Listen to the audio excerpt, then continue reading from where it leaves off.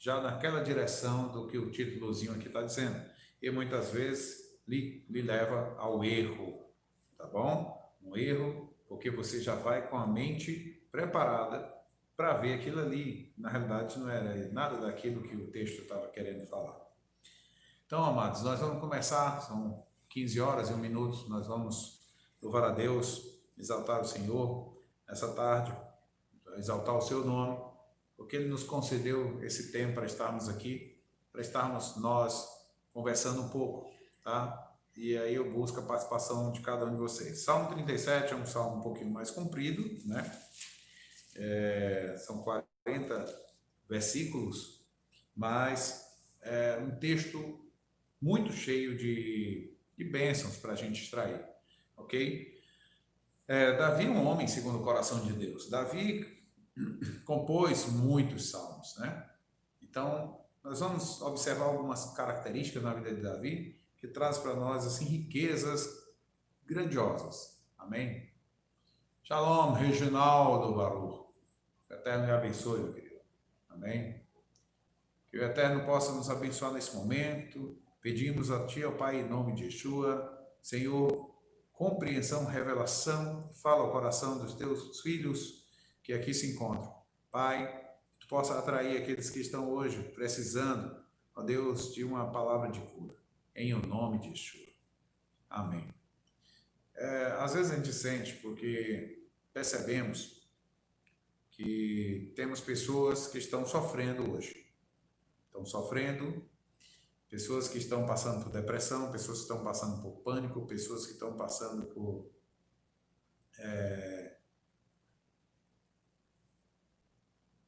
muita angústia nesses dias. Shalom, Luciene. Shalom, que o Eterno seja contigo.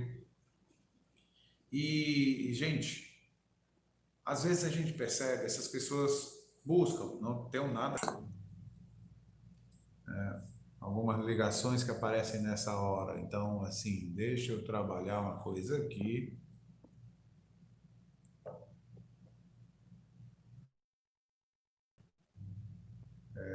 Continuar sem problema.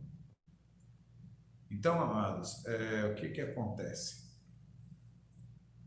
Às vezes as pessoas procuram, e devem procurar, né? Um psicólogo, estou sofrendo de ansiedade, estou sofrendo de depressão, estou sofrendo de alguma síndrome, seja de pânico, né? Algumas coisas assim. Então, procurar um profissional, né, de saúde é interessante, é bom, mas não antes de procurar o Senhor. Não é que se o Senhor não trouxer cura, aí eu procuro o profissional. Não é isso. É que quando a gente procura o Senhor, até o profissional que nós vamos procurar vai ser direcionado por Ele. E isso é bênção, sabe? Então, às vezes, você deixar o Senhor de lado, procura os profissionais humanos, quando não está dando resultado, aí diz, rapaz, agora só falta mesmo oração, ou vou buscar a Deus. Isso não é uma coisa muito inteligente, né? Porque aí às vezes o estrago já está maior e poderia ter sido poupado todo esse sofrimento. Às vezes, só buscando o Senhor pode você chegar à cura, pode, ok? Mas o Senhor muitas vezes vai usar também o homem. Então, amados, olha só, Davi foi um homem, né, chamado segundo o coração de Deus. Davi foi um rei.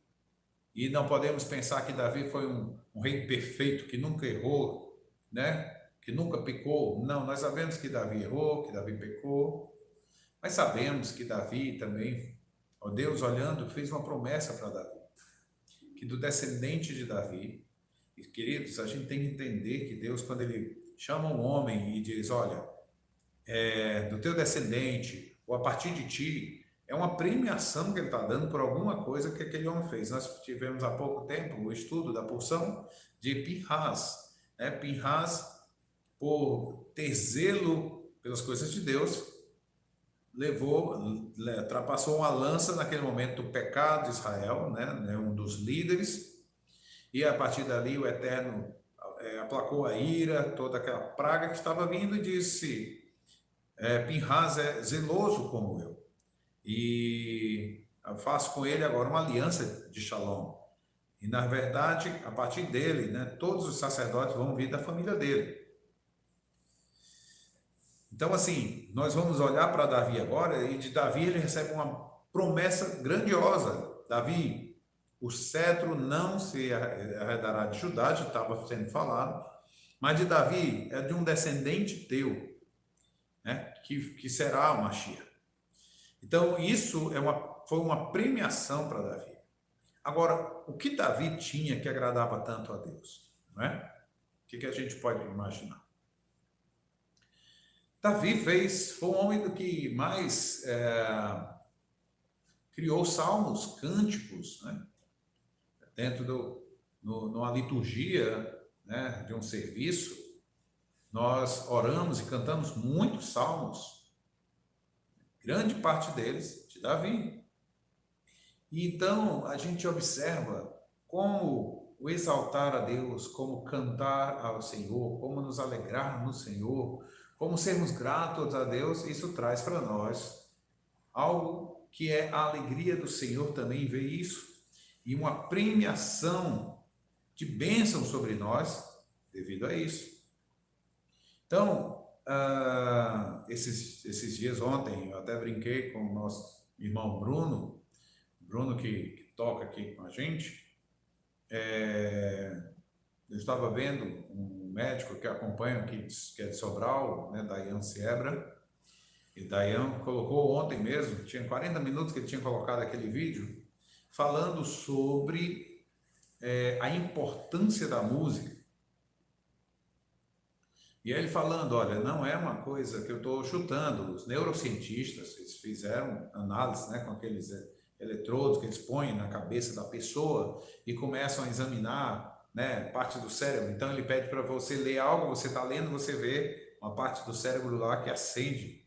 Aí depois eles põem a pessoa talvez para assistir algo e acende outra parte, para desenhar, acende outra parte. Então você vai vendo onde são as partes motoras, né, a parte linguística, a parte, né, tudo isso vai acendendo por partes. Mas quando se ouve uma música, é um fogo de artifício no cérebro, são um show de luzes. E ainda mais quando se toca ou se canta, tudo se ilumina no cérebro humano. Eu gosto sempre de dizer, a música não é algo terreno. A música, ela é espiritual. A música, ela vem do eterno para nós entregarmos de volta ao eterno. A música, ela é uma expressão de louvor. Sim, nós podemos louvar falando. Nós podemos louvar batendo palmas. Davi ensina muito isso para nós. Devemos louvar com instrumentos de corda, com palmas, com danças. Sim. Mas é muito interessante o cantar, é muito interessante o tocar, a música em si, porque é uma expressão que sai lá de dentro. O músico, ou você que estuda música, sabe do que eu estou dizendo. É algo que vem mais do interior. E não é à toa que nossas orações, né, as orações que são feitas em Israel, são cantadas. As brahot, Baruch atah Adonai Eloheinu melech haolam. Nós vamos cantando, porque na realidade isso é algo que move, não só na questão física, nossa alma. E já imaginou, se nesse momento os neurologistas estiverem ali assistindo o seu cérebro, enquanto você está fazendo uma brahot, as brahots ou uma brahá, quão iluminado vai estar o teu cérebro, a tua alma está recebendo ali de Deus e ao mesmo tempo transmitindo algo para Deus? Por isso, amados, Deus habita no meio dos louvores. Porque há a glória de Deus. No meio dos louvores existe glória ao Eterno. Eu me entristeço quando eu sei que pessoas que dizem dizem ser servo, eu não estou julgando. Se eles dizem, então eles devem ser. Não sou eu que meço se alguém é um servo de Deus ou não. Mas me entristeço se um servo de Deus perde tempo se deleitando nas coisas deste mundo. Músicas, vídeos. Estou dizendo que você não possa assistir um filme que traga. Existem muitos filmes verídicos, né? Que mostram exemplo, trazem ensinamentos. Mas a música, as pessoas às vezes querem comparar um filme com música. É diferente. Está aí a ciência e os neurologistas para explicarem isso. A música, ela vai além. E aí, muitas vezes, você está ouvindo algo que não edifica. Ouvindo algo que não louva o Eterno. E começa a ter um padrão deformado. Começa a trazer dentro do seu coração melancolia. Junto com essa melancolia, tristeza. Será que não abrem portas para depois doenças como depressão, doenças como síndrome de pânico? Não estou dizendo que quando acontece isso é porque ouviu música, tá? Eu estou dizendo essas músicas que vão te levando a... Aqui a gente chama assim de dor de cotovelo, né? Vai te levar a ficar deprimido. Ok? Então, assim, e você vivendo um tempo desse que está afastado das pessoas, praticamente não pode tocar nas pessoas, não tem abraço. Nós somos seres emocionais, que temos alma, que precisamos de contato físico. O sistema já nos armou uma cilada com essas partes que são digitais. É uma cilada. Exatamente, Reginaldo. Tem aquelas que a gente chama de música chiclete, né? Que ela gruda. E aí, queridos, olha só o que eu queria chamar a atenção. Você é um ser humano. Você não é um robô. Você não é feito de bits e bytes. Você tem uma alma. Deus nos criou para termos relacionamentos verdadeiros. O Salmo 133 diz: ó, quão bom, quão suave é que os irmãos vivam em união. Essa união, esse sentar à mesa para comer, sabe? Yeshua estava sempre com os discípulos sentando à mesa para comer. O sentar à mesa é algo tão importante que se aquela pessoa for um falso irmão, lá em 1 Coríntios capítulo 5, Paulo diz que você não deve nem sentar à mesa com ele. Então, pense bem. Será que realmente é benéfico, tá? Você ficar tanto tempo longe de pessoas? Ah, mas é pela saúde. Será que realmente todo esse distanciamento vai te poupar de alguma coisa? Sabemos de muitos casos de pessoas que estiveram completamente isoladas e pegaram enfermidades. Eu não quero nem trazer de volta aqui a história da minha mãe, mas foi uma. Estava em casa. Todo mundo poupando, mas pegou enfermidade. Sabe? Uma coisa que nós precisamos ter é confiança no Senhor. Se você está amedrontado, e aqui é o motivo pelo qual nós gravamos esses vídeos e falamos com você aqui hoje, para trabalhar essa questão desses medos. E eu quero te levar ao encorajamento, porque eu quero dizer o seguinte: quem está no controle disso tudo é o Eterno.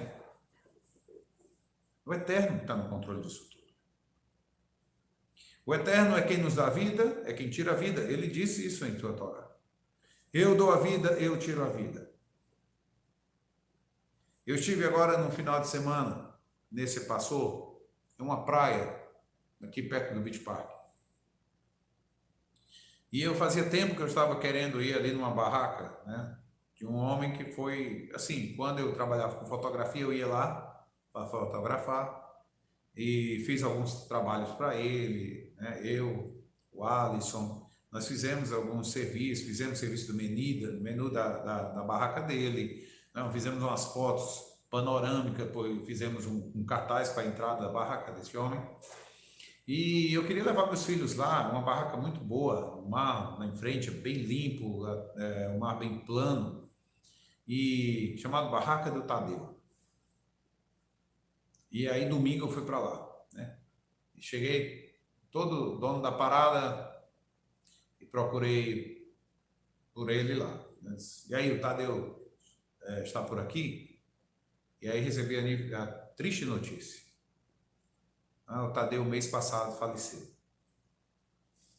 E aí aquela coisa, né? Tive que perguntar, o que foi? Foi do vírus? Não, ele teve um infarto. Faleceu de um infarto. Me deu aquela tristeza, porque um homem até mais novo do que eu, mas assim, posso dizer, né, o que leva uma pessoa a uma morte com um infarto. Muitas vezes pessoas têm passado por infarto por uma alimentação fora do padrão, daquilo que Deus nos ensinou. E normalmente, pelo estilo de vida que eu conhecia que ele tinha, esse era um dos pontos. Mas eu não sei, não vou julgar, não posso falar nada a respeito disso. Mas, assim, às vezes é até interessante, né? Nós vivemos num sistema que te pressiona tanto a só falar sobre pôr medo nas pessoas, né? Fica em casa, olha, cuidado, se vai sair, ponha máscara sobre máscara. Eu te digo, receba graça sobre graça, né? Mas é aquela coisa, te faz uma pressão, é um terror. Ao ponto, amados, que quando eu ouvi que ele tinha morrido do infarto, quase que eu digo, ainda bem. Porque a gente está tão cansado de todo mundo chegar para dizer que a pessoa morreu, que foi, teve o corona, morreu, teve corona, morreu. Você está tão assim, que se a pessoa morre de uma outra coisa, você parece que se sente gente e que a vida voltou ao normal, né? Tem pessoas morrendo do coração, tem pessoas morrendo de desastre, tem pessoas morrendo de acidente, né? Porque ninguém ouve mais, como se ninguém mais morresse disso. Mas eu quero dizer, por que eu estou falando de morte? Porque ao mesmo tempo que eu tenho uma palavra da vida, eu tenho que falar o seguinte: Deus é o Deus da vida e também é o Deus que tira a vida. Quando chega o tempo, não importa. Se nós não confiarmos no Senhor, nós estamos confiando em quê? Nos médicos, no remédio. Essas coisas podem ser instrumentos de Deus para nós. Porque Paulo mesmo usou um instrumento para Timóteo. Quem conhece sabe. E Paulo ordenou Timóteo, não toma só água, mas toma também um pouco de vinho para teu estômago e as frequentes enfermidades, Timóteo. Engraçado, Paulo para Timóteo não mandou o talite dele, né, para colocar sobre Timóteo e ele ficar curado. Mas ele deu uma receita. A morte na panela que aconteceu lá, né, e o profeta Eliseu não orou e fez abrahar, né, sobre a panela. Ele pegou um punhado de farinha e jogou dentro da panela e o alimento ficou bom, o veneno desapareceu. Assim como as águas amargas, o que foi que fizeram? Jogaram um pouco de sal e a água ficou boa. Então, existem instrumentos, sim, como um médico, remédios, que servem e podem servir para te restituir a saúde daquela enfermidade. Então, amados, nós temos que compreender essas coisas e a nossa confiança ficar sempre no Senhor. Ok? Capítulo 37, então, de Salmos, né? É o capítulo que nós vamos estar analisando hoje. Começa dizendo assim, nosso querido Davi, rei Davi. Davi, Ramela. Diz assim: não te indignes por causa dos malfeitores, nem tenhas inveja dos que praticam a iniquidade. Porque cedo serão ceifados como a erva, e murcharão como a verdura. Confia no Senhor e faze o bem, habitarás na terra e verdadeiramente serás alimentado.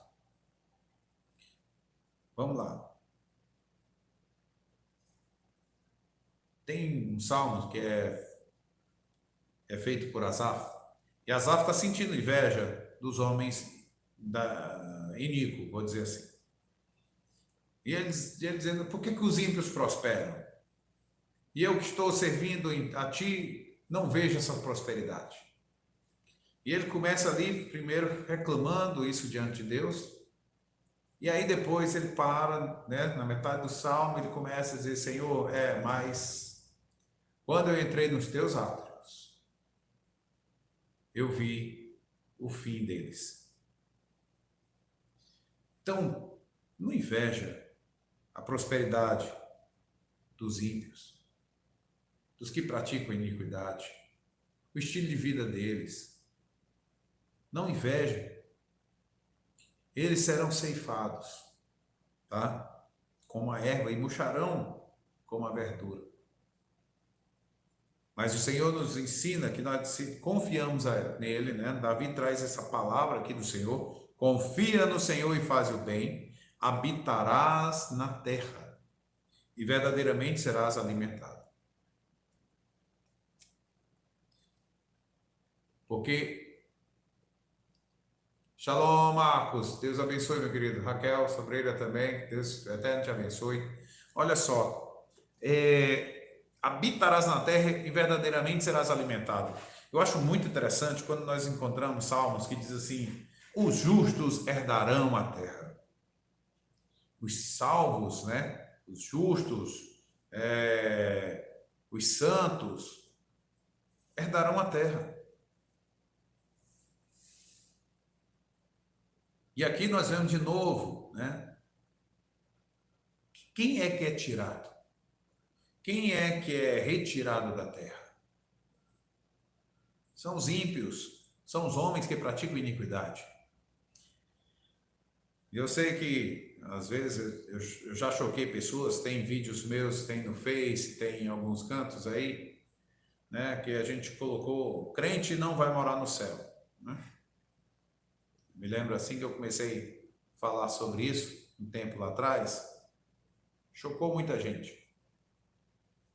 E aí, tem pessoas, né, que chegam ainda para discutir comigo. Assim, não que não possa.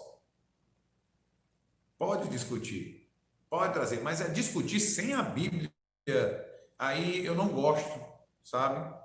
Quando nós estamos falando de algo bíblico, utilizarmos conhecimento humano sem Bíblia.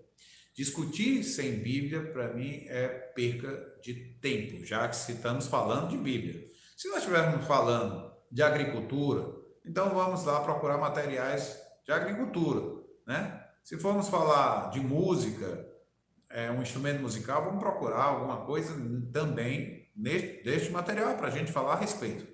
Mas se estamos falando de algo bíblico, vamos olhar a Bíblia, ok? Então, discutir sem ter textos e contextos, porque texto fora de contexto é para virar pretexto, ok? Então, o que a gente pode, a gente analisa aqui? Então, quando eu cheguei e disse assim: um crente não vai morar no céu. Vi pessoas que disseram assim: se você não quiser, me responder. Se você não quiser morar no céu, não vá, mas eu vou. A minha pergunta que eu faço é a seguinte: em que céu essa pessoa quer morar? Tá? Aonde ele encontrou um céu para morar para toda a eternidade? Porque quando eu estou falando morar em céu, estou falando a eternidade. O crente não vai ficar morando em céu. O crente ele pode passar uma temporada naquilo que conhecemos como terceiro céu. Que temporada? Até a ressurreição dos mortos. Enquanto isso, ele vai ficar esperando. Mas depois disso, Onde é que vão habitar? Yeshua deixou bem claro isso lá no Sermão da Montanha. Bem-aventurados mansos de coração, porque herdarão a terra. Então, você ser manso para herdar a terra, é melhor não ser manso, né, para herdar o céu. São perguntas, né, questionamento que a gente às vezes faz para poder quebrar, sabe, dogmas que ficaram, que criaram. Não sei quem iniciou essa criatividade, mas assim, às vezes interpretam errado ou levam para um pensamento errado. Por exemplo, vem a Nova Jerusalém, que é uma cidade que desce do céu, ok? Shalom, Moniquinha. Então, assim, a cidade que desce do céu para a nova terra. Você vai ver isso já no capítulo 21 de Apocalipse. É uma cidade que tem ruas, que descreve lá como que de ouro, né? Seus fundamentos de pedras preciosas, suas portas de pérolas. E aí as pessoas imaginaram essa nova Jerusalém e chamaram ela de céu. Mas é uma cidade com dimensões. O céu, né? Que são os céus de Deus. Nós não sabemos quais são essas dimensões. Mas essa cidade tem dimensão. E essa cidade desce do céu para a nova terra. E ela tem o nome das tribos, nas portas. Ela tem nos 12 fundamentos também os nomes dos apóstolos. Então, a árvore da vida está lá dentro. Tem um rio, né? Lá dentro, onde a árvore da vida está bem no meio deste rio. Então, quando você começa a ver, conhecer, você vai analisar que as nações estão ao redor dessa cidade. Até porque das folhas da árvore da vida servem de cura para as nações. Então, isso tudo está na terra. E as pessoas estão querendo passar a eternidade em céu. Por isso que eu digo assim, tem que corrigir algum dos ensinamentos. Tem que olhar o que a palavra diz. Tá certo? E não aquilo que eu acho. E não aquilo que foi assim que me ensinaram. Se lhe ensinaram e você não foi observar na Bíblia, me desculpe o que eu vou dizer, mas você errou, tá bom? Você tem que olhar, você tem que ser como os de Bereia, lá em Atos 17, os de Bereia, que o próprio Paulo ensinando, eles iam olhar nas Escrituras, no Tanar e na Torá, nos profetas, se aquilo que Paulo estava falando realmente estava lá, tá bom? Então, assim, verso 4. Olha só que coisa linda, né? Deleita-te também no Senhor, e te concederá os desejos do teu coração. Você pode imaginar isso? Às vezes as pessoas fixam e ele concederá os desejos do teu coração. Uau, é nessa que eu pego o Senhor. Eu estou precisando mesmo de um carro novo, estou precisando de uma casa com piscina, estou precisando de uma casa própria. Ah, que desejo de eu ter aquele Mac, né? Um computador que não trava. Ah, que vontade. Então você tem os seus desejos. Aí você pensa, poxa, o Senhor vai conceder os desejos do meu coração. Ok. Mas primeiramente foi dito, deleita-te também no Senhor. Eu não estou dizendo aqui que o Eterno pode, não precisa ou não vai te dar essas coisas. Mas essas coisas passam a ser insignificantes quando você aprende a se deleitar no Senhor. Quando você aprende a conhecer o Senhor e amar ao Senhor de todo o teu coração, de toda a tua alma, de todas as tuas posses, ou poder, ou força, você começa a olhar para as coisas deste mundo e elas começam a se tornar o que elas são, apenas objetos, apenas ferramentas. E aí você, quando pensar em algo assim, você vai perguntar também, no que isso serve ao Senhor? No que com isto eu poderei acrescentar o reino dos céus? Vou começar a perguntar, vou começar a fazer esses questionamentos, porque se eu me deleito no Senhor, qual é a minha prioridade, o meu objetivo? Então, daí a gente começa a pensar que os meus desejos também vão começar a ser algo que está focado no Senhor. Amém? Agora, Vamos dizer que Deus te chame para algo, ou te coloque à frente de algo que precisa realmente de um celular novo, um iPhone, um Mac, que você vai precisar de uma casa com muitos quartos. Shalom, Lucas. Que você vai precisar de uma casa com muitos quartos, com decks, com um monte de coisa para hospedar pessoas, para hospedar servos do Senhor. Ele vai te conceder, né? Tem pessoas, gente, que por ter esse chamado do Eterno, desejo deles, às vezes, é ter uma casa para trabalhar recuperando pessoas drogadas. É o desejo dele. São desejos, eu vou dizer uma coisa aqui, sem estar desconsiderando nada, tá? Mas eu vou chamar assim, desejos nobres. E lembra de Tiago, que diz que você ora, pede, mas não recebe, porque pede para gastar com vossos próprios deleites. Com aquilo que é só para você. Mas nós estamos nessa terra de passagem, estamos de passagem para fazer aquilo que o Eterno quer, implantar o reino dele aqui. Então, amado, olha só, e aí ele vem, entrega o teu caminho ao Senhor, confia nele e ele o fará. É bom porque não está falando aqui para você que pode ou já passou, né, por uma depressão, por uma síndrome de pânico, ou teve uma palavra que eu já usei aqui, que é ansiedade. Eu vou falar para você, e quem está falando aqui já teve síndrome de pânico, e nesses dias, né, há uns meses atrás, tive ansiedade, sim, tive. E o que fiz? Eu fiz o que está no Salmo 91. Eu fiz do Senhor meu abrigo, a minha fortaleza. Eu corri para os pés do meu Deus. Muitas pessoas às vezes chegam para mim e dizem: ah, pastor, o senhor foi muito forte. No dia mesmo que minha mãe morreu, eu vim fazer a live.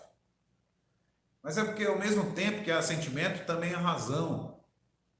Adianta eu ficar na minha casa chorando, ou só me lamentando, ou trazendo à minha memória coisas que vão me manter mais triste?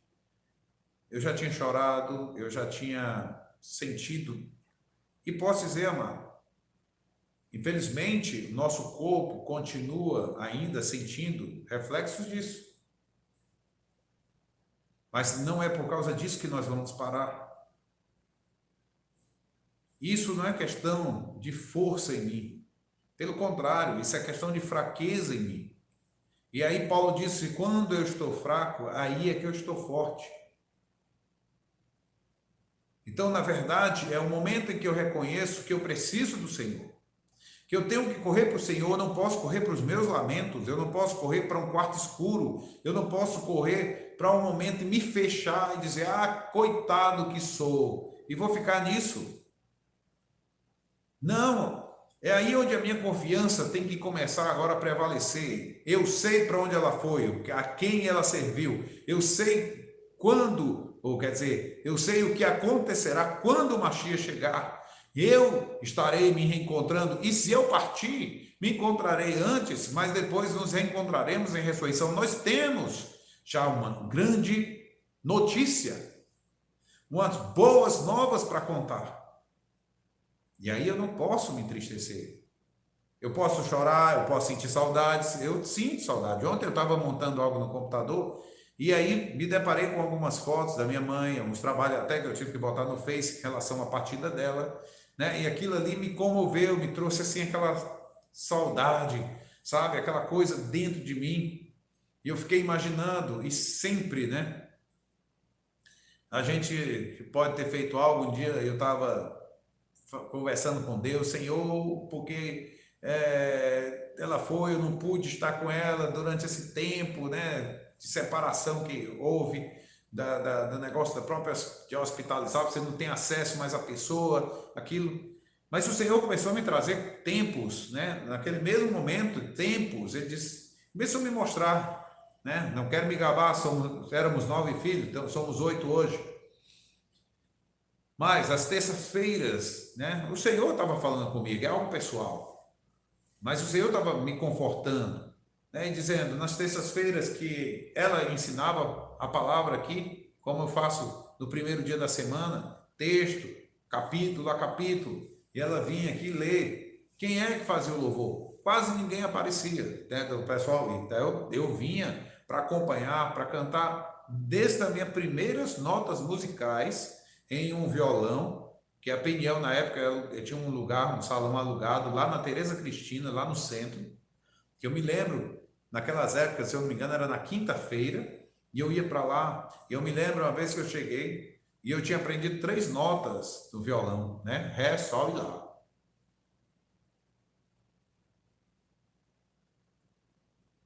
Tá bom, meu querido?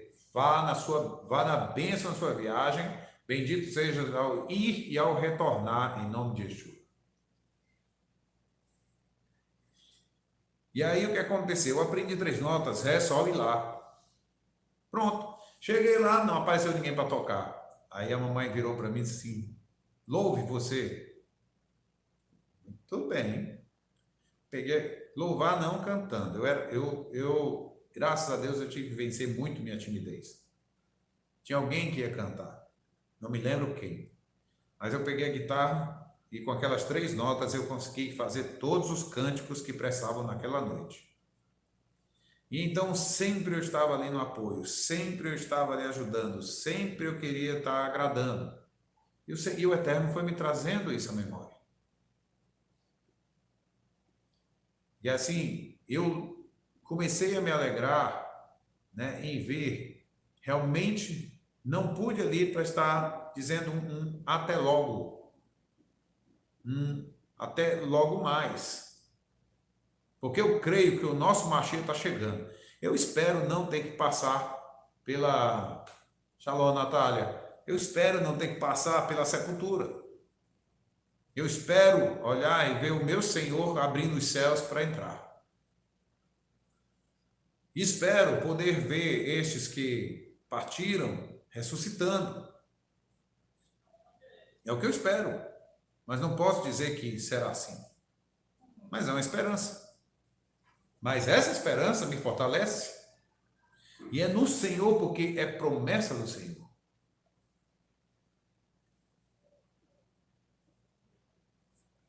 Estou vendo aqui, Lucas.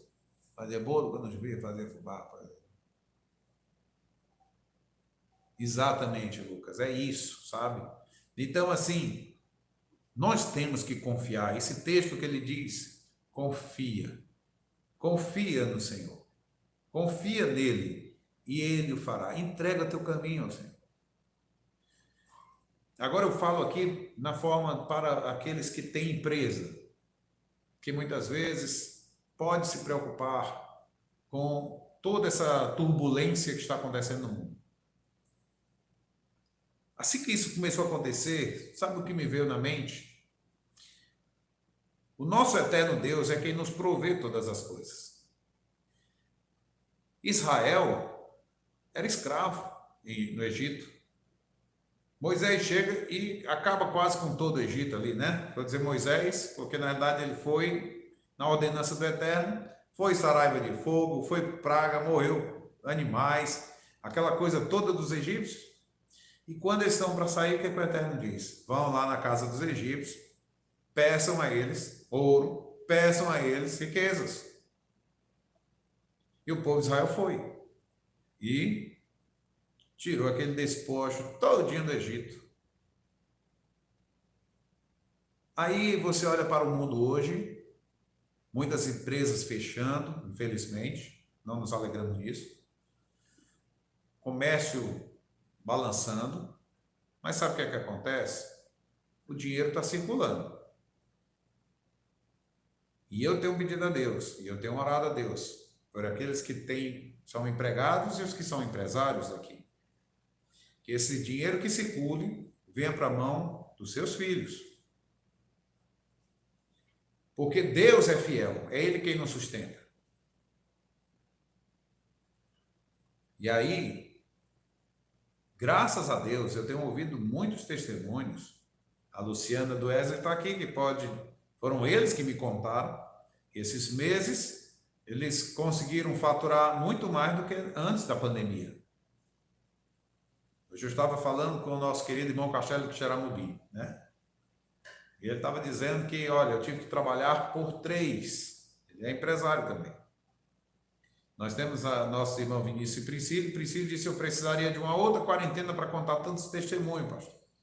Inclusive, dentro dessa pandemia, ela se tornou sócio, né, do Eu Amo Viver Bem, né, de materiais orgânicos. E a gente foi vendo, e vejo também outros que trabalham como empregados, que não perderam seus empregos. Teve pessoa até bem perto da gente que chegou e disse, pastor, vieram ligar para mim e disse, olha, seu contrato está garantido. Vai haver uma redução, mas o contrato está garantido. E ele louvando a Deus. E eu digo, é isso mesmo, louve ao Eterno. Sabe por quê? Porque o salário, na mão de um... Salomão diz o seguinte, é melhor o pouco do justo do que o muito dos ímpios. O pouco na mão do justo, ele multiplica e rende muito mais do que o muito na mão do ímpio. Sabe por quê? Porque o Eterno é quem cuida da gente. É quem nos fortalece, é quem nos provê. Então não vai faltar nada. Por isso que ele diz, verso 3, e verdadeiramente será alimentado. Tá? Então aqui, o que ele diz? Ele diz o seguinte, e ele fará sobressair a tua justiça como a luz e o teu juízo como o meio-dia. Olha que coisa linda. A tua justiça, as pessoas vão ver, mas você tem que ter justiça, né? Você tem que andar com isso. O teu juízo como o meio-dia. Descansa no Senhor e espera nele. Que palavra, sabe? Quando a gente está nesse momento de angústia, não existe palavra mais deliciosa de ouvir. Descansa no Senhor e espera nele. Gente, é como um bálsamo que vem sobre nós.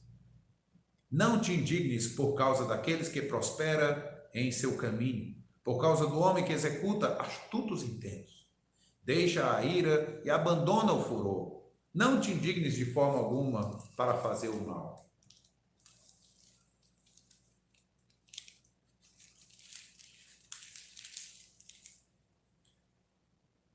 Porque os malfeitores serão desarraigados, mas aquele que espera no Senhor herdarão a terra. Eu estava falando antes sobre essa questão de herdar a terra. Se você é um filho de Deus, a terra é uma herança para você. Deus fez a terra e nela colocou Adão, sem pecado, um homem completamente puro, para habitar na terra para sempre. Mas o homem trouxe sobre ele a morte. E Yeshua está restaurando essa situação e continuará e fará até vencer o último inimigo, que é a morte. Então, quando vencer, ele nos dá de volta a herança, a terra. É aquilo que eu estava falando antes. Para que você quer sair da terra? A terra é um prêmio de Deus para nós. Não com esse sistema que está aí, que jaz no maligno, mas uma terra onde habita a Shalom do Eterno. Isso sim. E eu quero, pode até dizer, uma terra desse jeito, meu querido, é um paraíso. Você vai dizer, não, isso é o céu. É lógico. Se você conseguisse conhecer toda a natureza que a terra tem, todos os lagos, montanhas e vales, as belezas da natureza, sem isso te atingir, sem isso te levar a uma enfermidade ou morte, sem haver mais tristeza, sem haver necessidade, sem haver a ganância, sem haver o pecado. Eu te pergunto o que é isso? Não seria um céu? Então, se é dessa forma, você pode dizer que vou morar no céu, mas entendendo, é na terra, ok? Vamos lá. Pois ainda um pouco e o ímpio não existirá, olharás para o seu lugar e não aparecerá. Mas os mansos herdarão a terra e se deleitarão na abundância. Eu quero chegar no verso 18 e 19, que é o ponto que o Eterno falou com o meu coração de ontem para hoje. Pois ainda um pouco e o ímpio não existirá. Olhará para o seu lugar e não aparecerá. Mas os mansos herdarão a terra e se deleitarão na abundância de paz. O ímpio maquina contra o justo e contra ele range os dentes. O Senhor se rirá dele, pois vê que vem chegando o seu dia. Os ímpios puxaram da espada e armaram um arco para derrubarem o pobre e necessitado e para matarem os de reta conduta. Porém, a sua espada lhes entrará no coração e os seus arcos se quebrarão. Vale mais um pouco que tem o justo do que as riquezas de muitos ímpios. Olha aqui, esse ensinamento aqui se repete aqui, olha só. Vale mais o pouco que tem o justo do que as riquezas de muitos ímpios. Receba isso, meu filho. Se você acha que teu salário, que aquilo que você ganha é pouco, vale muito mais se você for um justo do que toda a riqueza ou as muitas riquezas dos ímpios. Vale muito mais. Rende muito mais. Muitos desses ímpios estão fazendo riquezas à base de coisas ilícitas. Não é à toa que de vez em quando a gente vê aí Ministério Público, Polícia Federal, batendo portas de ricos. E que vergonha é, sabe? É porque o homem perdeu total a sua moral. Já não dói a consciência da pessoa ter um nome sujo. Mas meu pai trazia o ensinamento do pai dele e que ensinava para mim dizendo, olha meu filho, meu pai me ensinava uma coisa, homem nenhum pode segurar o meu braço. E o meu pai viveu dessa forma também. Meu pai já pegava o salário, separava tudo aquilo que era das despesas que precisavam ser pagas, para não dever a ninguém. E aí eu observo isso, que belo ensinamento, Retif. Realmente é terrível dever alguém. E a própria palavra diz que nós não devemos dever nada a ninguém, a não ser o amor. Vale muito mais. Você pode se deitar e dormir em shalom. Porque o teu ganho é de uma forma justa. Você não está fazendo roubalheiras, nem trapaças para poder adquirir riqueza. E muitas vezes ter que deitar com medo de um oficial de justiça. Que Deus os livre. Mas muitos desses ímpios que estão aí com determinadas prosperidades não conseguem dormir em paz à noite. Outros, porque têm medo, inclusive, de assaltos, de roubo, de sequestros. Não conseguem ter paz. Tem que andar cheio de guarda-costas. Tinha uma empresa lá perto da minha casa, e que às vezes a gente via o carro do ricaço passando e moto atrás de segurança, né? Então a pessoa não tem mais privacidade, a pessoa tem que ter alguém acompanhando. É uma vida, me desculpe, mas é uma vida miserável.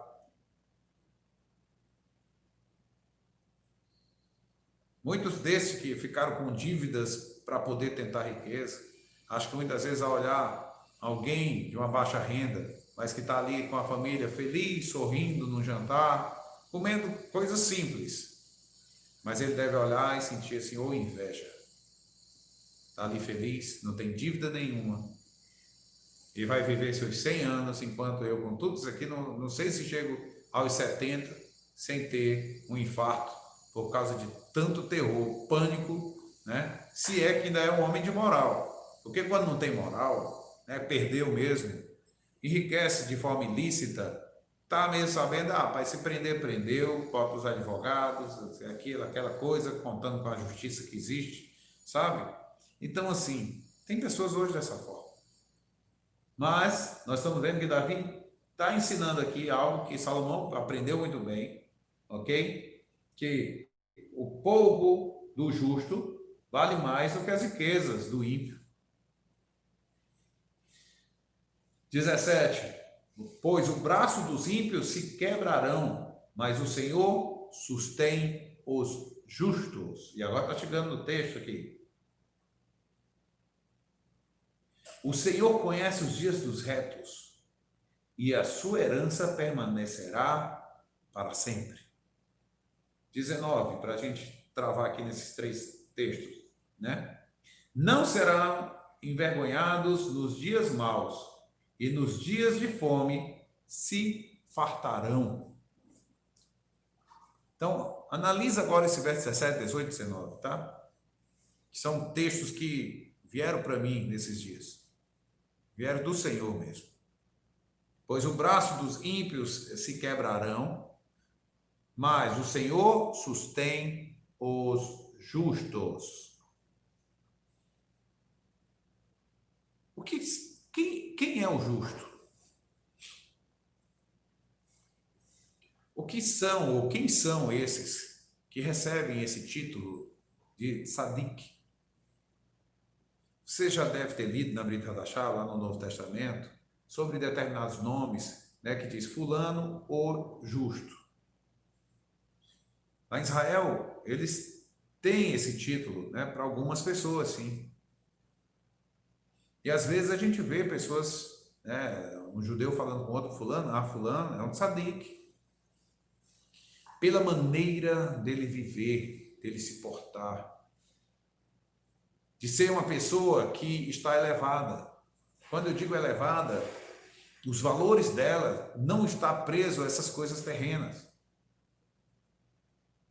Vamos pensar bem. Abraão, né, nosso pai. Como é que era a vida dele? Você imagina, tem algum momento que você vê na própria Torá, ou ali lendo ali em Bereshit, né, em Gênesis, Abraão, alguma vez se preocupando ou se ligando às riquezas que ele tinha?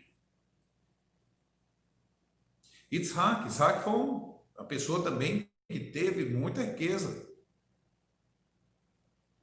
Deus o prosperava, chamou a atenção de Avimelé, que ele plantava e produzia muito daquilo que ele plantava. A bênção de Deus. Aí você não vê que a mente dessas pessoas estavam nisso. Estavam em agradar a Deus, em obedecer a Deus, em manter princípios. Veja bem, Abraão, né, vai lá para a terra de Macpelá, ele quer comprar a terra para poder enterrar Sara. E os homens ali querem dar a terra para ele. Mas ele disse de maneira alguma: não, eu quero comprar. Eu não quero que lá na frente digam que me enriqueceram, que me deram coisa. Não é uma questão só de orgulho, não, gente. Você sabia que Israel, grande parte das terras de Israel foram compradas por Israel? E hoje dizem que Israel tomou as terras? Abraão quis comprar. Ela dizia: essa terra é minha. Essa terra aqui eu comprei. Isaac, nós vemos a vida desse jovem, né, que se colocou para ser imolado. Ou você acha que um rapaz já da idade de Isaac, que não era tão novo, às vezes diz um jovem, mas não era um garotinho, como a gente pensa, né, adolescente não, tá? Já tinha uma idade. E aí vai ali e diz: pai, eu estou vendo aqui o fogo, eu estou vendo a lenha, cadê o cordeiro? Tudo bem que Abraão vai dizer para ele o quê? Deus proverá para si o cordeiro. Mas peraí. E depois, quem está amarrado em cima do altar, onde o cutelo de Abraão já está para descer sobre ele? Como é que Abraão amarrou esse rapaz? Ele se deixou ser amarrado. Com certeza, Abraão deve ter conversado e disse: o Eterno me pediu para lhe sacrificar. Mas como o próprio autor de Hebreus diz que ele cria, porque ele disse ao servo lá: nós vamos subir e depois desceremos. Nós vamos adorar a Deus e desceremos. Ele deve ter dito a Isaac: olha, eu não sei o que vai acontecer, mas você é um filho de uma promessa, e de você virá uma grande nação. Se eu lhe matar e o Eterno lhe ressuscitar, isso é possível. Eu não sei o que vai acontecer, mas ele me pediu o seu sacrifício. Com certeza, E eu acredito que houve uma conversa e que Isaac se colocou ali naquela posição. Isaac sempre, a história dele, a gente vê, não é uma história que trate de rebeldia, de qualquer coisa, né? Era um rapaz assim, parece muito, uma história muito pacata, muito quieto, né? Sempre em casa, ali com Abraão, né? Até para escolher a esposa, Eliezer foi lá, o servo, para ajudar a trazer uma esposa para ele, e quando encontra, ele está onde? Ele está orando, né? Então, assim, veja que homem bom era Isaac, ok? Então, assim, para ser chamado de justo, tem que ser pessoas que, à vista dos homens, se percebe um padrão de vida elevado, que está além dessas coisas, que ele não está disputando e brigando por picuinha, não está fazendo confusões, pelo contrário, ele traz a paz. Eu posso dizer, o Tzadik, ele tem o fruto do Espírito nele. E aí, o Senhor sustém. Sim, o Senhor mantém essa pessoa.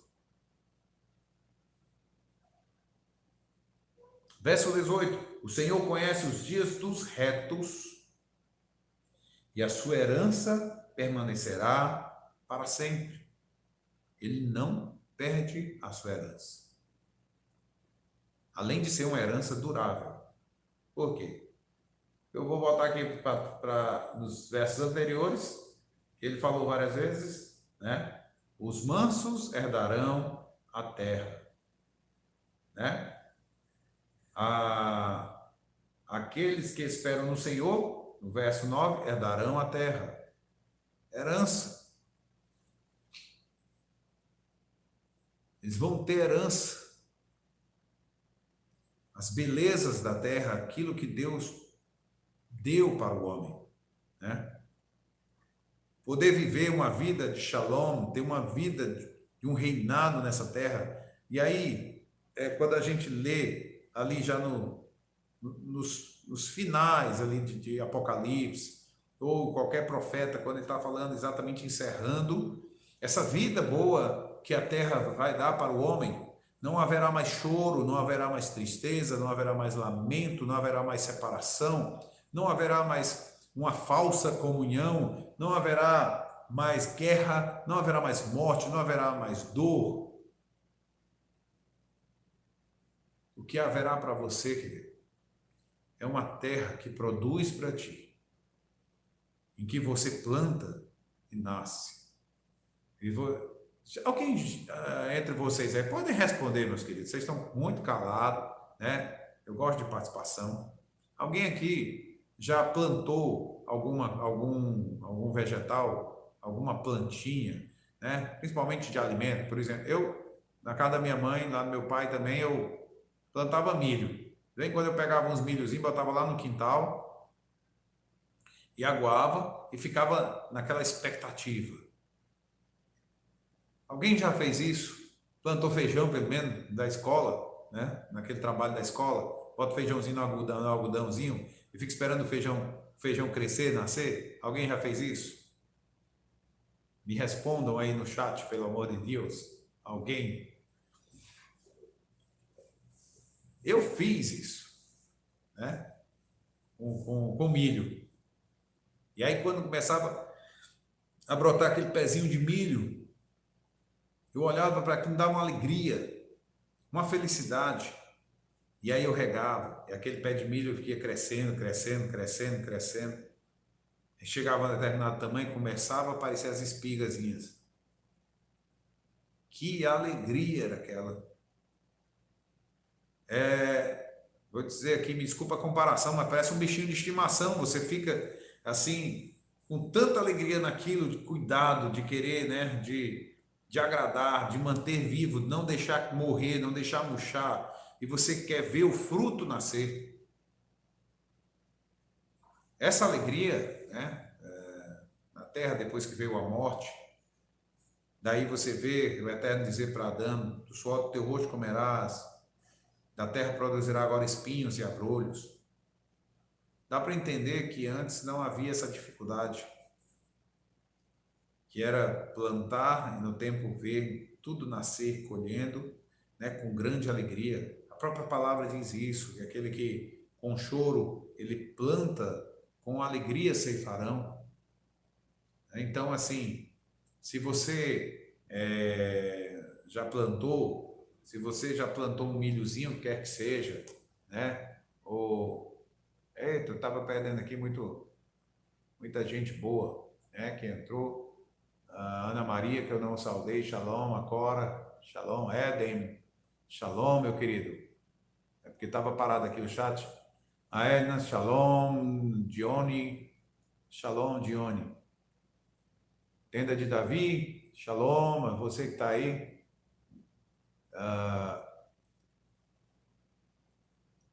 Ao Harrison Ferreira, Shalom. Pronto, aqui a Raquel Sobreira disse que já plantou pé de feijão. O Vinícius já, aqui em casa tá, as plantas estão crescendo. Feijão, eu sei que você está plantando, a Cidata também fica lá com as plantinhas dela, sabe esse nome tudinho, não sei o que, Miocuca, a outra que é não sei o que, tem um tal da jiboia, eu pensei que ia levar uma cobra lá para casa, né? Então assim, mas na verdade, graças a Deus, era só uma planta. A Raquel plantou pé de feijão, Éden, alho e cebola, olha aí, e cebola roxa, Éden. Que coisa boa, pé de feijão, a Lu já, sim, muito. Ana Maria também. Wesley, sim. O Harrison, a Rosa. Ok, Johnny, shalom. Experiência com feijão. Sim, fico esperando minhas roseiras. A Luciane aqui tem roseira. Compara o amor do eterno nas plantas, exatamente, né? Então, gente, realmente. Foi, né, Priscila? A jiboia foi de vocês, né? É verdade, tá bonita ela, tá certo? Ainda bem que não morde a gente. Isso é muito bom. Isso é muito bom. Mas assim, a nova terra, você já imaginou você poder ter o prazer de plantar e tudo que você plantar dá? Wesley, você está tentando aquelas pimentas, né? Eu tô com as pimentas também lá que o Dino me deu. Eu tenho só que comprar a terra direitinho para botar num vaso e eu vou plantar ela num jarro mesmo, né? Aquela pimenta é fantástica. Ou pimenta abençoada. Ela me faz entrar em quebrantamento. Eu choro mesmo quando eu como. Mas muito bom. Shalom, pastor Nivan. Que até nos abençoe. E aí, queridos? Na nova terra, você já pensou? Você jogou milho, nasce milho. Joga feijão, nasce feijão. Tudo que você está plantando e você passa por lá, olha aqui minha horta. Eu vejo pessoas que fazem as hortas, como tem o prazer de mostrar essas hortas para a gente. Macaxeira, né?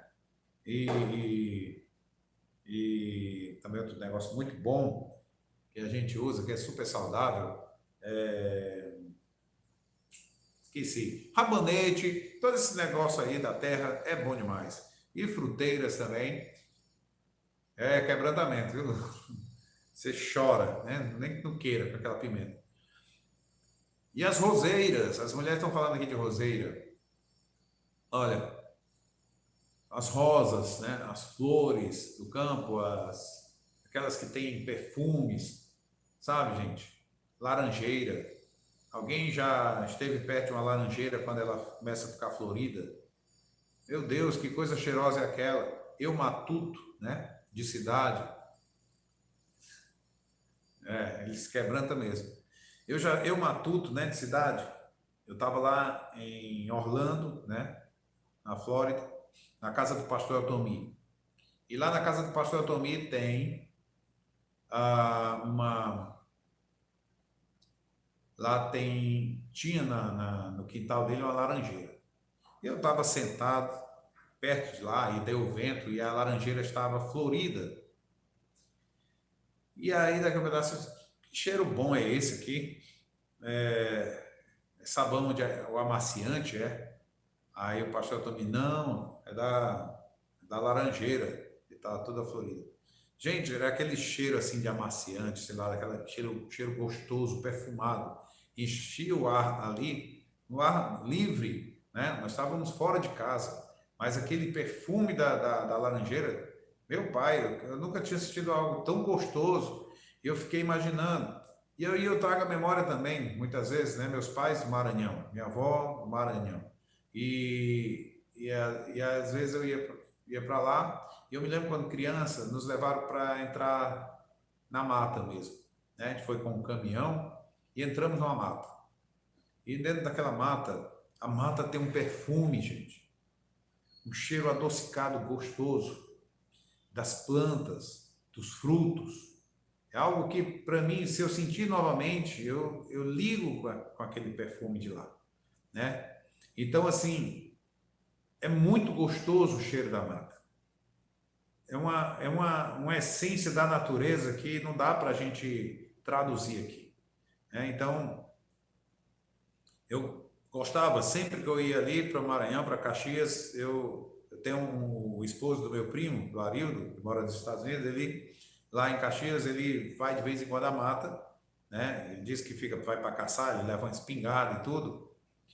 E um dia desse a gente foi para lá e a gente foi pescar e depois eu tomei banho no rio. Foi quando eu descobri, pelo peixe, o único peixe que pescamos foi o que eu pesquei sem querer, porque eu estava com os primos, primas, estava meus irmãos, meu irmão, o Dino, mais novo, e uma delas ia caindo e eu me virei para poder ajudar ela a não escorregar.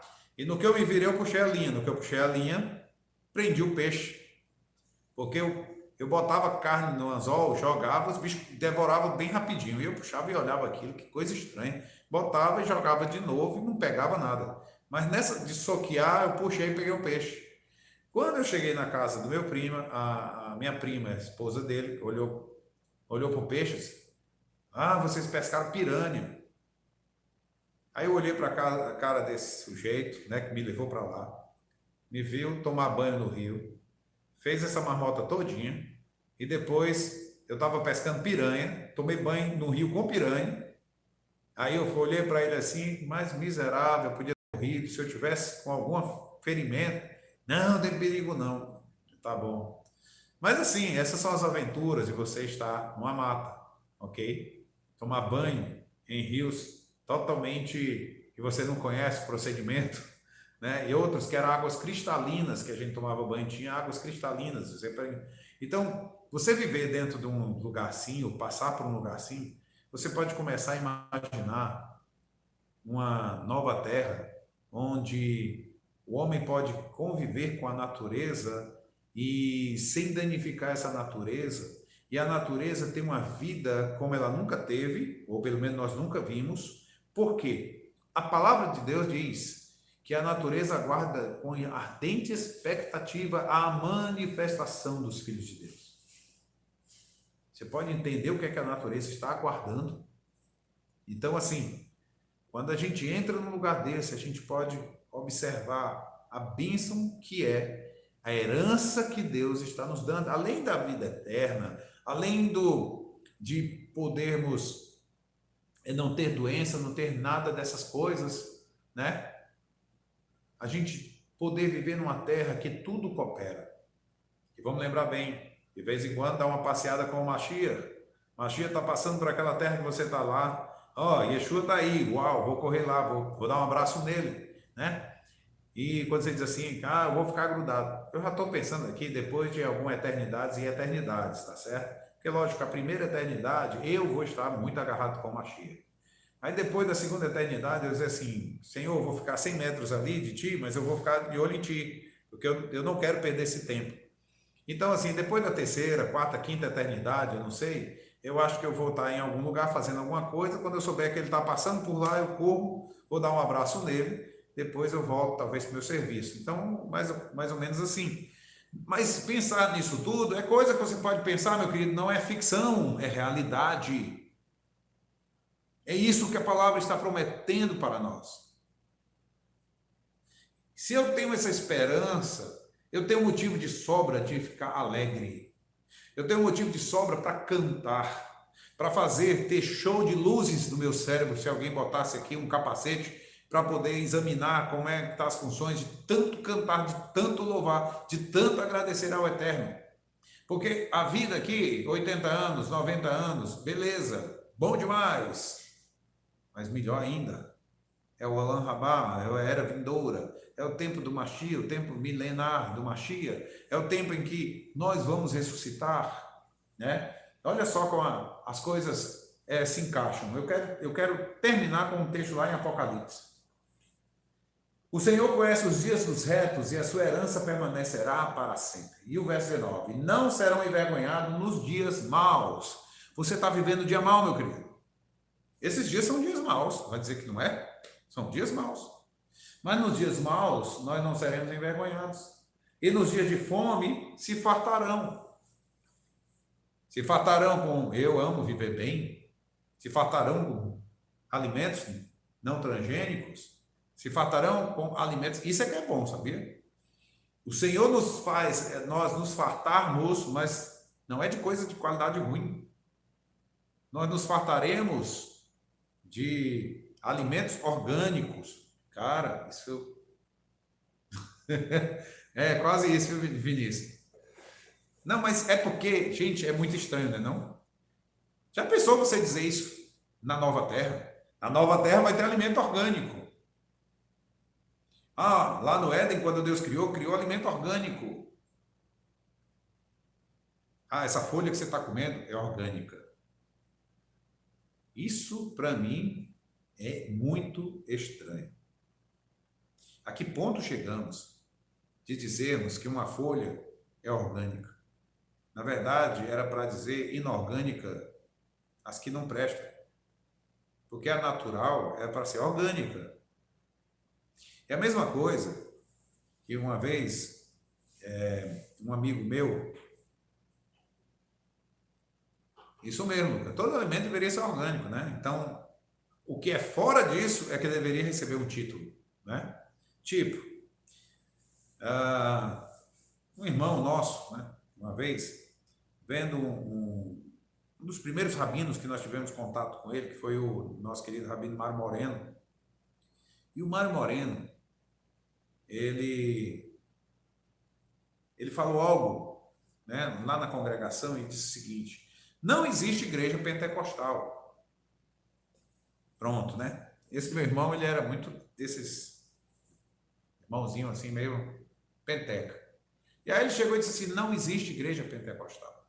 Aí quando terminou, esse irmão veio falar comigo. Pai, não gostei. Disse que não existe igreja pentecostal. Ele disse: não existe. Você já prestou atenção que não reconhecer, quando está falando Pentecostes, é reconhecer o poder de Deus, né? A unção do derramar do Espírito de Deus sobre nós, para que haja manifestação de poder e transformação de vida, ok? Seria isso. Eu digo, mas isso não é o normal, não? A igreja do Senhor, a Querrilá do Senhor, a Carral do Senhor, ela tem que ser movida pelo Espírito do Eterno, com a unção do Eterno, a transformação do Eterno, os dons do Eterno, os frutos do Eterno na nossa vida. Quem não tem isso, ou não aceita isso, ou não crê nisso, ou não quer isso, é o inorgânico. É uma pseudo-igreja. Não é para existir, para dizer, vocês são a igreja pentecostais ou não. Quer dizer, vocês são a igreja shavuotianas ou não. Shavuotianas, né? Porque é a festa de Shavuot, não é Pentecoste, é Shavuot, é de semanas. Quer dizer, aí as pessoas dizem, pentecostal, vem cá, tu contou o homem, 50 dias, a partir de Pêssar, porque se tu não contou, tu não tem nada de Shavuot. Já prestaram atenção nisso? A aberração que é? Eu sou a igreja pentecostal. Tu contou 50 dias? Mas é porque eu estou falando do poder. O poder, meu querido, não é coisa só da igreja. Quer dizer, é coisa da igreja. Mas a igreja que está vindo de Israel para cá. Esse poder de Deus, ele operava em Elias, Eliseu. Esse poder de Deus operava também nos juízes. Esse poder de Deus operava nos profetas. Você vai dizer assim, você já multiplicou quantos pães? Para quantas pessoas? Você pensa que foi só Yeshua que multiplicou? Eliseu também multiplicou. Yeshua andou sobre as águas. Eliseu fez um machado também ficar flutuando sobre as águas. O poder de Deus, ele operou do mesmo modo em toda a Bíblia. Agora, estamos falando de uma festa de Shavuot, vamos contar 50 dias. Né?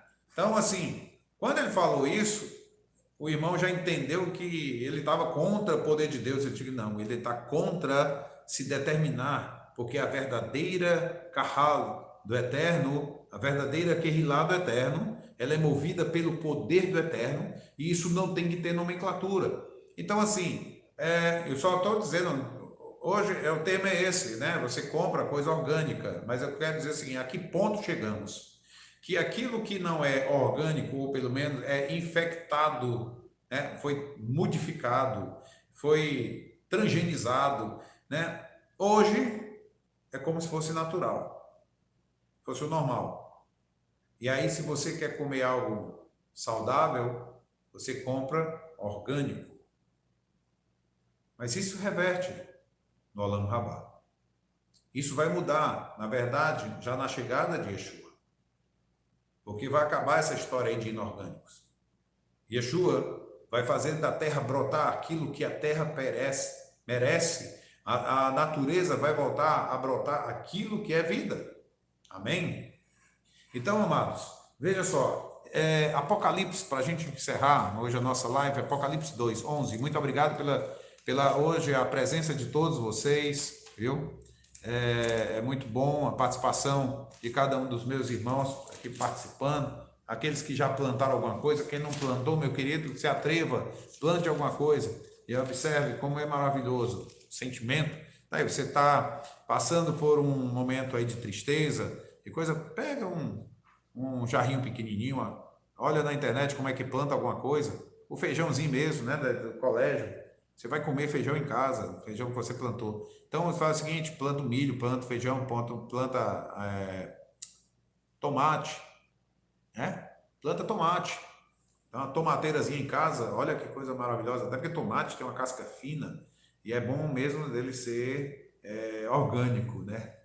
O bom é que seja orgânico, tá? Outros se atrevam, como a mim, o Wesley, plante pimenta, ok? Isso é bom demais. Quando começar a nascer, você vê brotar, a alegria que vai nascer em você, e você vai ficar lá, olha, olhando o bichinho, como se fosse um ser que vai conversar contigo. Cuidado para não ficar muito doido, acabar conversando, né, com a planta, não precisa chegar a esse ponto não, mas deixa eu dizer uma coisa, você louvar atrai a bênção de Deus, não é que a planta vai te ouvir e vai dançar, não, mas ela vai receber daquela alegria, daquela glória, tá? E vai abençoar ela também no crescimento dela, viu? Capítulo 2, verso 11. Vamos ver aqui. O que ele diz? Quem tem ouvidos, ouça o que o Espírito diz às igrejas. O que vencer não receberá o dano da segunda morte. Olha que herança maravilhosa. E, gente, olha aí, que o Lucas, eu montei um sistema de aquaponia, que é a criação de peixe, alimentando as verduras e as coisas mais lindas de ter peixe e verdura direto do quintal. Ô, Lucas, se eu tivesse um quintal desse aí, eu ia chamar para a gente montar um aqui. Mas meu quintal não dá, não tem pré-comercial, não tem nem quintal, tem área de serviço, né? Então, a não ser que dê para fazer num tanquezinho, aquelas geladeirinhas de isopor, botar uns peixinhos lá, alguma coisa assim. Mas, infelizmente, mas para quem tem espaço para fazer o que você está fazendo, aí, quem tem espaço e quiser procurar o Lucas, fale com o Lucas aí, com a técnica disso, que é bênção. Gente, o que vencer não receberá o dano da segunda morte. Você sabe o que isso quer dizer? Lá no Apocalipse 20, vai dizer que os que participam da primeira ressurreição, a segunda morte não terá poder sobre esses. Então, O que nós vamos perceber aqui dessas promessas é que você já imaginou um mundo sem morte? Da mesma forma que nós hoje não conseguimos conceber a morte na vida dos nossos parentes, né, nossos entes queridos, talvez a gente ainda não consiga imaginar o que é viver durante 1000 anos. O que seria viver durante 2000 anos? O que seria viver durante 5000 anos? Você já conseguiu se imaginar vivendo 100.000 anos? Talvez você consiga só pensar um pouco. Olha só um negócio interessante. Eu tinha medo, assim, não é medo, o que eu posso dizer? Eu ficava pensando, quando eu pensava nessa questão de nunca mais morrer e viver naquilo que eu comecei falando sobre o céu, o crente vai morar no céu, então eu tinha isso como criança, né, que é morar no céu. Só que o que era o céu?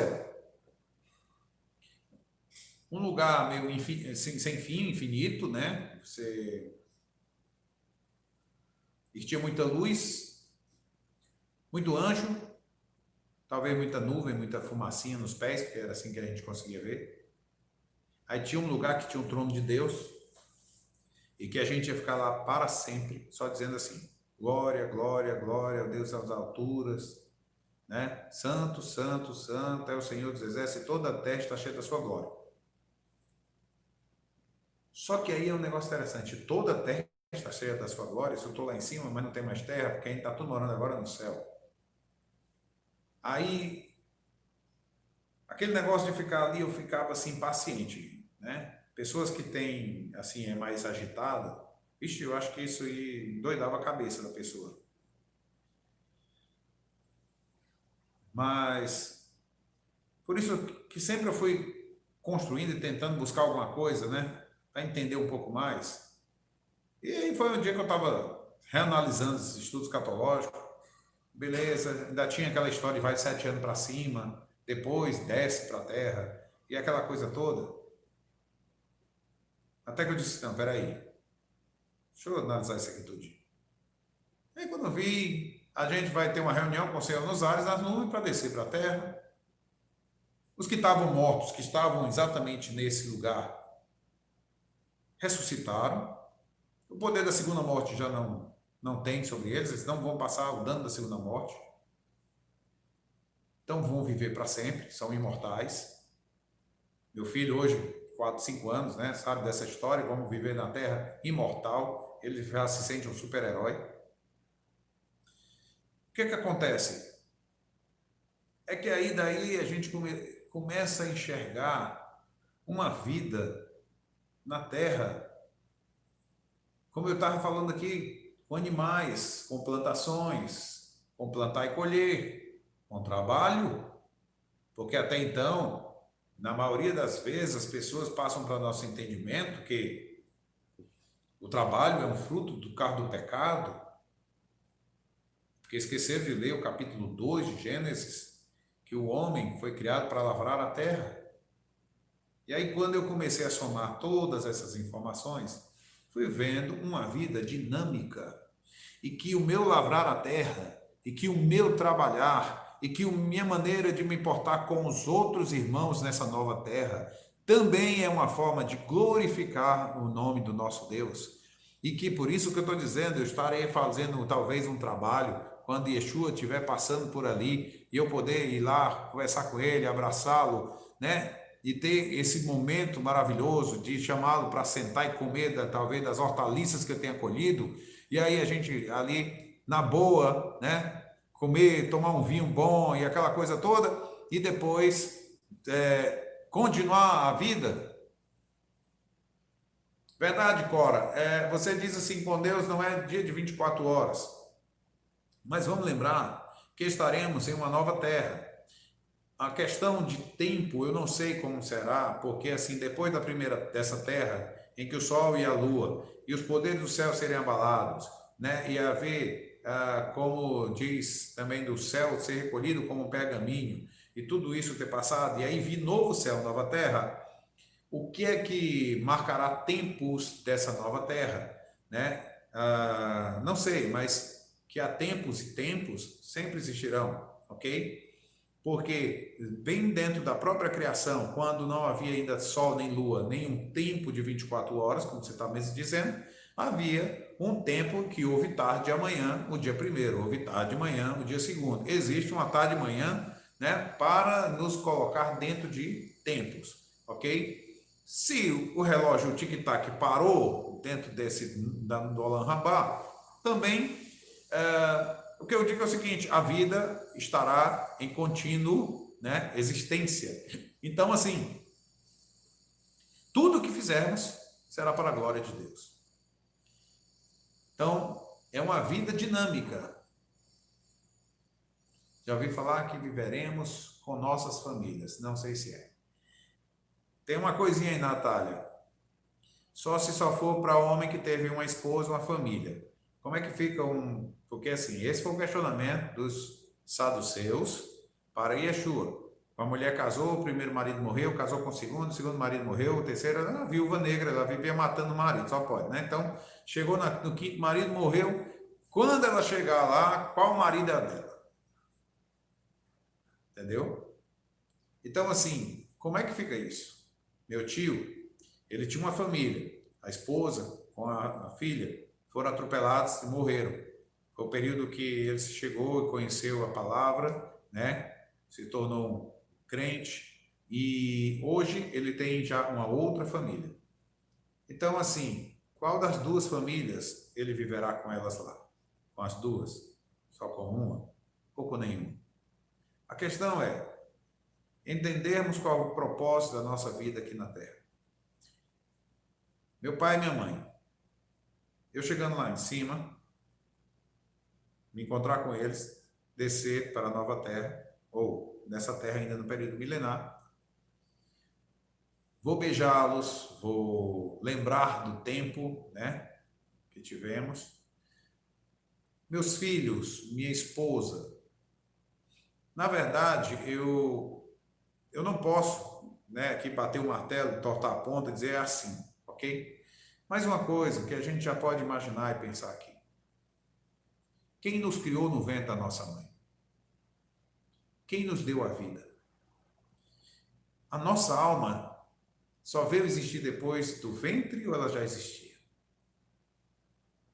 Então, assim, quando nós paramos para pensar nisso, a quem realmente pertencemos, ele é verdadeiramente o nosso Pai.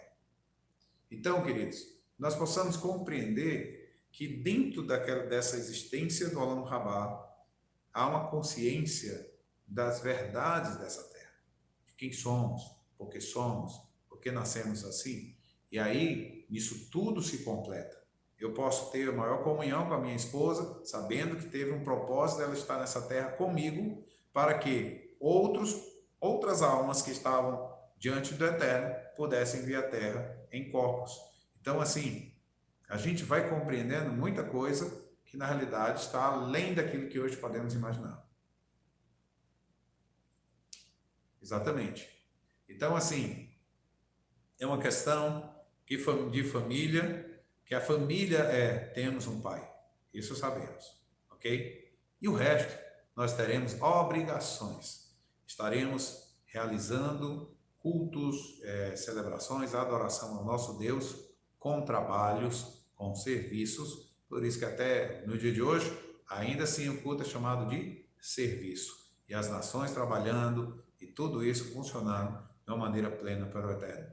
Então, que nós possamos compreender isso. Tem uma herança, tem algo fantástico, que o Senhor, Ele quer agradar o nosso desejo, mas um desejo que está alinhado com agradar-se do Eterno. Que o Eterno possa realmente nos dar uma alma que está se alegrando em todo o tempo, analisando as coisas que estão em cima, a nossa esperança, aquilo que nos foi prometido. Não deixa a tua mente ficar fixa e se prender e te atrapalhar nas realidades do hoje. porque muitas coisas, pelo próprio texto dos últimos dias, passaremos, mas nós não podemos nos abater nisso, pelo contrário. Yeshua mesmo diz em Mateus 24, lá em Lucas 21, quando ele está falando dos últimos dias, ele diz: ergam as vossas cabeças, quer dizer, mudem a postura, não se rebaixem, ergam a cabeça, levantem, está próxima a redenção de vocês. Esperança? Levantem a vossa esperança. Que o Eterno possa abençoá-lo grandemente. Que você possa seguir daqui para frente uma semana com vitórias, sabe? Destruindo barreiras, sabendo, está chegando o meu dia e eu não findo neste mundo e nem nessa situação. Eu vou vencer. Continue assim, proclamando a verdade do Eterno, vivendo a justiça do Eterno, se alegrando e cantando e louvando a Deus por aquilo que você já tem por herança. Amém? Que o Eterno assim te abençoe e te enche